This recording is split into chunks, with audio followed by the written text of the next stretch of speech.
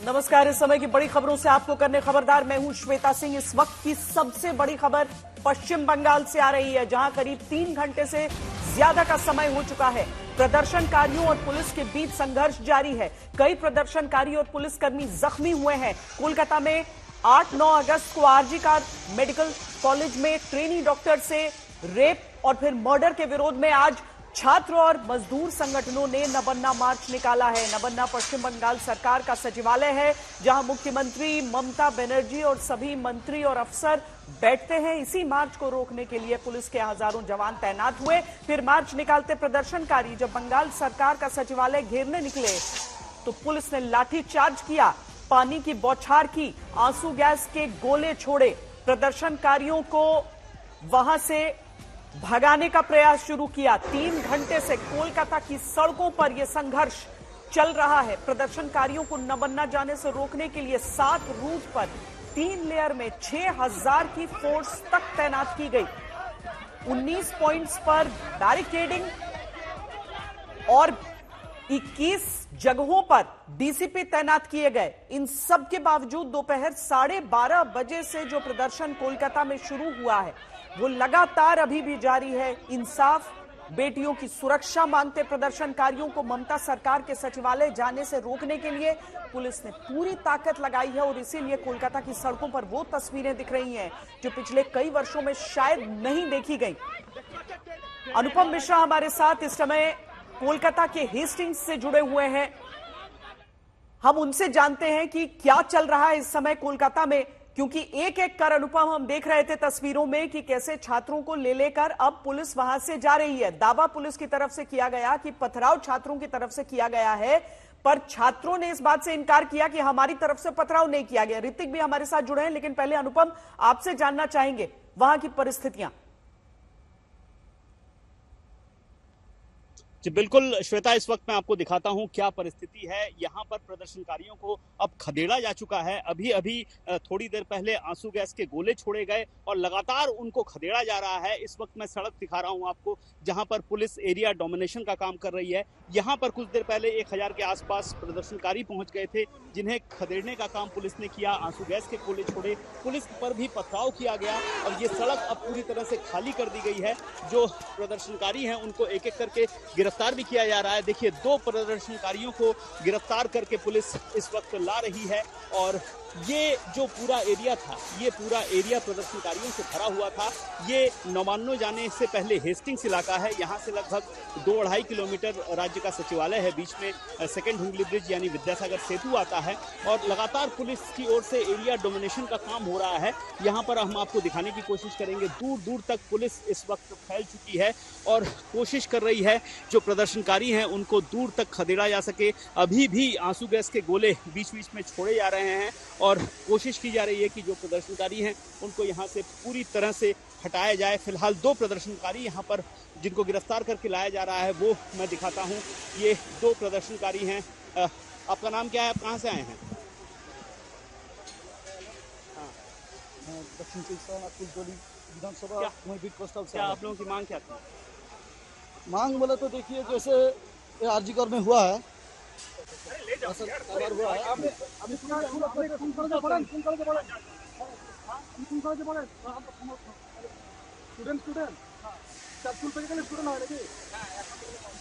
ये देखिए, पुलिस की ओर से पूछा जा रहा है कि आप किस कॉलेज में पढ़ते हैं, तो वो कह रहे हैं कि मैं समर्थक हूं और यहाँ पर जो आरजीकर में घटना हुई उसके खिलाफ यहाँ पर जो प्रदर्शन हो रहा था उसमें शामिल होने आया और लगातार इस इलाके को डॉक्टरों का प्रदर्शन था, दिया गया है। ये डॉक्टरों का प्रदर्शन है जिसमें उन्होंने कहा था कि किसी पार्टी का झंडा नहीं होगा, कोई भी पॉलिटिकल अफिलिएशन उसमें नहीं दिखेगा, न तो झंडों के रूप से न कार्यकर्ताओं के रूप से।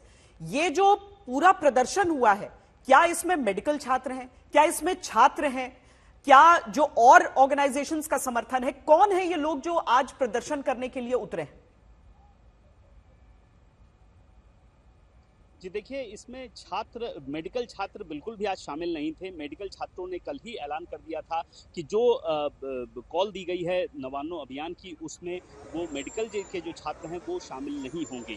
अब इसमें कौन शामिल थे, इसके बारे में पुलिस की ओर से कहा गया था कि ये बीजेपी की ओर से एक पॉलिटिकल एक फोरम बनाया गया है, जो छात्र समाज के नाम से एक आंदोलन करना चाहता है, अराजकता फैलाना चाहता है। तो हम लोगों ने काफ़ी लोगों से बात की, काफ़ी लोग बहुत दूर दराज के इलाके से आए थे, इनमें कुछ शिक्षक भी थे, कुछ छात्र भी शामिल थे और यहाँ पर पॉलिटिकल कोई झंडा लेकर वो नहीं आए थे। हालांकि जो आरोप लगाए गए थे कि ये जो प्रदर्शन है, यहाँ पर जो लोग शामिल हुए हैं वो बीजेपी की बैकिंग है उनको, खास तौर पर एबीवीपी के लोग हैं और उन्हीं की ओर से ये किया जा रहा है। फिलहाल ये इलाका कॉर्डन ऑफ कर दिया गया है। ये आपको दिखाता हूं मैं कि ये क्या स्थिति है। ये जो है ये रेड रोड है, यहाँ पर 26 जनवरी की परेड वगैरह से लेकर सभी बड़े बड़े कार्यक्रम यहाँ पर होते हैं, लेकिन इस वक्त ये पूरा रास्ता बंद होके रखा है। प्रदर्शनकारी इस पूरे इलाके के आसपास हैं, जिनको खदेड़ने का काम लगभग पूरा हो चुका है। बहुत सारे आंसू गैस के गोले छोड़े गए और अब एरिया डोमिनेशन का काम चल रहा है, लेकिन जगह जगह प्रदर्शनकारी बीच बीच में आ जा रहे हैं, एकत्रित हो रहे हैं और उनको खदेड़ने की कोशिश हो रही है। यहाँ पर जो हुआ, प्रदर्शनकारी आए, बैरिकेडिंग की गई थी, बैरिकेड्स पर चढ़ गए और इसके बाद आंसू गैस के जब गोले छोड़े गए तो पथराव हुआ। पथराव के बाद पुलिस ने फिर चार्ज किया और प्रदर्शनकारियों को खदेड़ते खदेड़ते काफी दूर ले जाया गया है। ऋतिक मंडल भी हमारे साथ हैं। ऋतिक, जब शुरुआत हुई थी उसी समय हमने देखा कि किस तरीके से बैरिकेड्स पर तेल लगाकर, ऑयल लगाकर, ग्रीस लगाकर कोशिशें की जा रही थी, उस पर नहीं चढ़ पाए। अब अगर पुलिस की तरफ से कोशिश की जाएगी तो छात्रों की तरफ से लाजमी है कि उस तरह की कोशिशें हों, लेकिन ये जो तस्वीरें आज दिन भर से हम देख रहे हैं पश्चिम बंगाल में, ये अप्रत्याशित है विरोध की ऐसी तस्वीरें। बिल्कुल, देखिए, और मैं सुबह से हावड़ा के छात्रागाछी से बना हुआ हो, लगातार जिस तरीके से हमारे दर्शकों को हम दिखा रहे हैं कि पुलिस की यहाँ पर किस तरीके से मशक्कत रही और उन्होंने पहले तो बैरिकेड के जरिए उनको रोका, लेकिन कुछ हद तक जाकर वो नाकामयाब रहे, क्योंकि जैसे ही 100 के तादाद पर भीड़ यहाँ पर पहुंच जाती है तो इस बैरिकेड के एक हिस्से को वो हटा देते हैं और उसके फौरन बाद पुलिस जो है पलटवार करती है, कार्रवाई की जाती है। और मैं आपको बताऊं कि सुबह 11 बजे से अब 4 घंटे का वक्त बीत चुका है। ये हावड़ा के छात्रागाछी इलाके के, मैं सीधा संप्रचार दिखा रहा हूँ, मेरे पीछे पुलिस बल की तैनाती आपको दर्शा रही है कि किस तरीके से यहाँ पर जो है स्थिति है।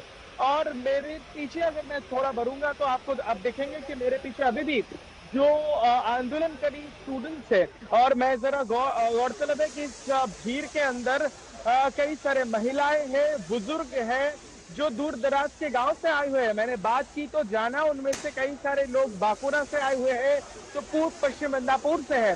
जो कोलकाता को जानते हैं वो बखूबी जानते हैं कि यहाँ से इन सब इलाकों की दूर बहुत बेहद दूर है। वहां से जस्टिस की मांग पर वो यहाँ पर आए हुए हैं। अभी पुलिस किसी भी तरीके से उनकी रास्ता रोक कर रखी हुई है। बारी बारी में मैं आपको बताऊंगा कि यहाँ पर भी हजारों के तादाद पर लोग एकत्रित है। भले ही मेरे पीछे के जो ये भीड़ है वो ज्यादा नहीं है, लेकिन यहाँ से 100 मीटर दूरी पर और एक ऐसा ही भीड़ है और उससे आगे आप बढ़ेंगे तो कुल इस भीड़ की हालत जो है, इसका आकलन मैं समझ रहा हूँ कि 1000 के ज्यादा है। और मैं आपको बता दूं कि क्वेटा के इस हाथापाई में पथराव भी हुए हैं, पुलिस ने कार्रवाई की है। जब ये भीड़ आगे बढ़ने की कोशिश की तो पुलिस की तरफ से कार्रवाई की गई और आज तक के दर्शकों को हमने दिखाया कि किस तरीके से लाठी डंडे बरसाए गए। इनमें पुलिस के कई सारे ऑफिसर्स घायल हुए हैं।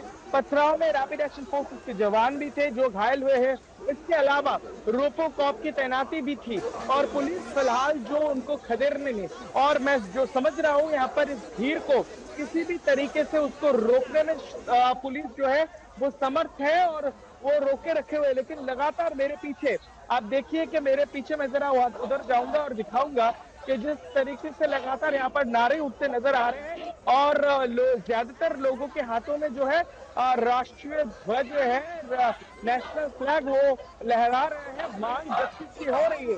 हम दिखा रहे हैं ये छात्रावासी की तस्वीर जिनमें महिलाएं भी है, स्टूडेंट भी है, हाथ में पोस्टर्स है और लगातार ये मांग उठ रहा है। और ये जो रास्ता है ये पश्चिम बंगाल और कोलकाता के लिए बहुत ही महत्वपूर्ण है, क्योंकि यहाँ ये छात्रागाछी से थोड़ा आप आगे बढ़ेंगे तो वहीं पर थोड़ी दूरी पर मुख्यमंत्री ममता बनर्जी का सचिवालय है, जहाँ पर ये लोग जाना चाहते थे। लेकिन मंशा इस तरीके से लग रही है, पुलिस की तैनाती है, लेकिन देखिए पुलिस ने खदेड़ा उन लोगों को, लेकिन वो लोग यहाँ से इस आंदोलन से कोतक से बच नहीं कर पाए हैं। वो लोग यहाँ पर डटे हुए हैं, बने हुए हैं, लगातार ये मांग पुरजोर कर रहे हैं कि अब वक्त आ गया है कि जो हो रहा है उस पर एक न्याय विचार चाहिए।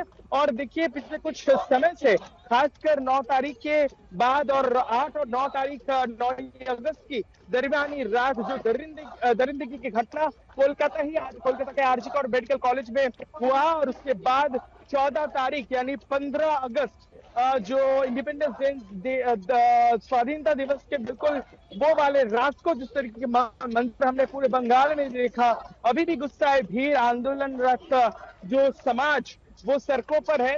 हालांकि गौरतलब है, मैं आपको बता दूं, श्वेता, इस भीड़ में मैंने कई लोग देखे जो दूर दराज के गांव से आए हुए हैं, जिनमें से बुजुर्ग भी हैं, अनुपम ये बताइए हैं। कि क्योंकि डॉक्टरों की तरफ से भी ये कहा गया था, जब सीबीआई को ये जांच सौंपी गई उसके 5 दिन बाद से ही एक बार फिर जो रेसिडेंट डॉक्टर्स थे, जो जूनियर डॉक्टर्स थे, जो तमाम मेडिकल प्रदर्शनकारी वहां थे, यानी कि चाहे नर्सिंग स्टाफ हो चाहे डॉक्टर्स हो, सब जुड़े उस प्रदर्शन में, और सबका कहना था कि हम चाहते हैं जल्द से जल्द निष्कर्ष आए। आज जो ये प्रदर्शन चल रहा है, आज इस मार्च का उद्देश्य क्या रहा? क्या खुलकर कुछ मांगे ऐसी रखी गई हैं सामने? क्योंकि जांच तो शुरू हो चुकी है, जिस जस्टिस की बात हो रही है उसमें क्या चाह रहे हैं ये प्रदर्शनकारी?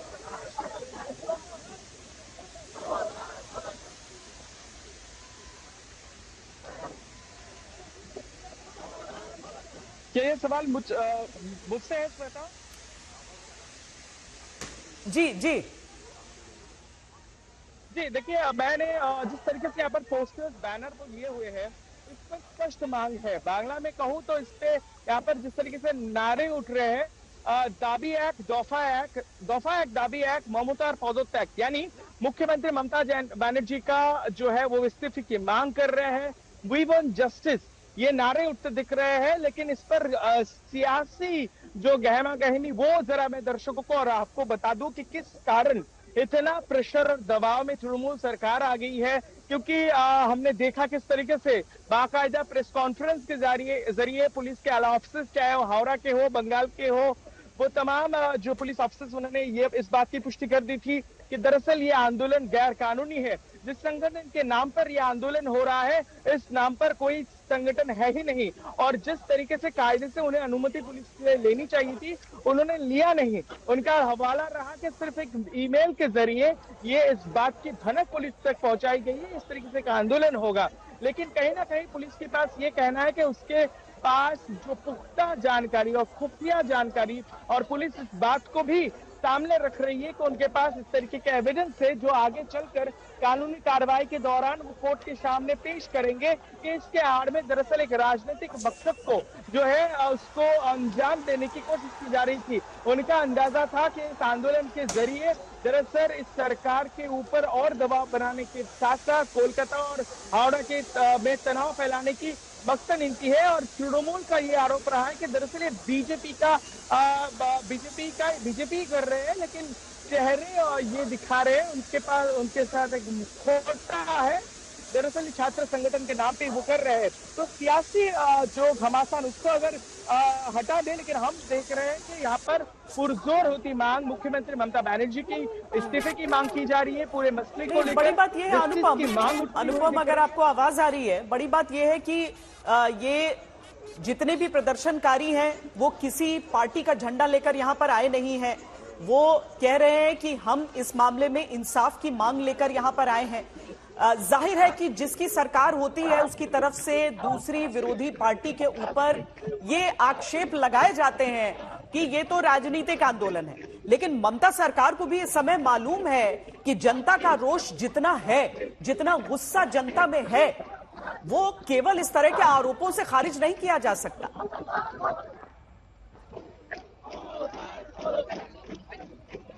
जी बिल्कुल, इस तरीके के आरोप से और जो स्थिति पैदा होती है वो और जो है इस आग को और बढ़ा देती है। देखिए, ये हम बखूबी समझ रहे हैं कि तृणमूल कांग्रेस के अंदर भी हलचल है और इस मामले के बाद उनकी जो कार्यशैली के ऊपर कई सारे सवाल निशान उठ रहे हैं, खासकर ममता सरकार के जो है कार्यशैली उसके खिलाफ, उसकी पुलिसिंग के ऊपर सवाल उठ रहे हैं। ये उठना लाजमी है और ये सिर्फ विपक्ष के लोग नहीं उठा रहे हैं, आम इंसान, आम लोग जो है, मध्यम वर्गीय लोग हैं या फिर ग्रासरूट के लोग हैं, वो सवाल उठा रहे हैं कि आखिरकार आप जिम्मेवार है, जवाबदेही देने की करने की काम आपकी ही होनी चाहिए, क्योंकि जहां पर ये हुआ है घटना वो आपके ही सरकारी अस्पताल है और आपके ही डॉक्टर्स वहां पर काम कर रहे थे। जिस महिला सुरक्षा के नाम पर मुख्यमंत्री ममता बनर्जी और सत्तारूढ़ पार्टी ढोल नगाड़े पीटती आती है,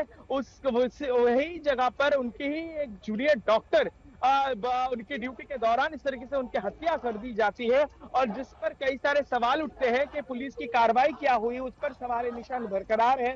सरकार ने क्या कुछ ठोस कदम उठाया? जिस प्रिंसिपल के खिलाफ कई सारे आरोप पहले भी दर्ज किए गए थे, क्यों उनको उनका तबादला एक बेहतर अस्पताल में फौरन कर दिया गया है, बावजूद इसके कि उन्होंने खुद रिजाइन किया था और जब उनके खिलाफ भी कई सारे आंदोलन जो है और पुरजोर हो रहा था। तो ये कहीं ना कहीं जिम्मेवार सरकार को इस पर वो जिम्मेदार है और उसके लिए जवाबदेही वो उनकी बनती है। और हम देख रहे हैं कि अब जो है समाज के हर वर्ग से ये आवाज और बुलंद होते नजर आ रहे हैं, लेकिन और इसीलिए बीजेपी या फिर जी ऋत्विक, और इसीलिए अनुपम, ये बहुत आसान नहीं है कि आप केवल राजनीतिक आरोप प्रत्यारोप से इस तरह की चीजों को शांत कर लें। जहां पर भी, जिस भी शहर में, जिस भी राज्य में इस तरीके से लोगों का आक्रोश फूटा है, वहां पर सवाल वाजिब भी रहे हैं जिनके जवाब मिलना उन लोगों का अधिकार हो जाता है। अनुपम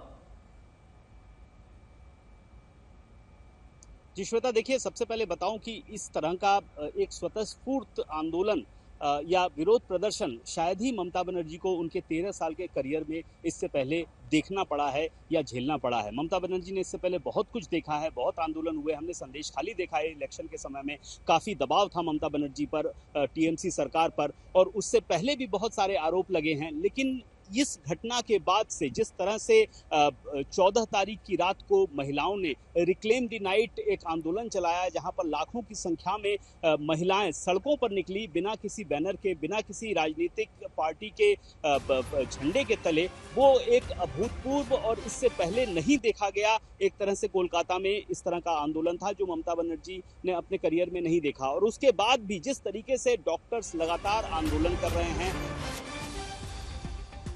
राज्यपाल की तरफ से सवाल उठाया गया है।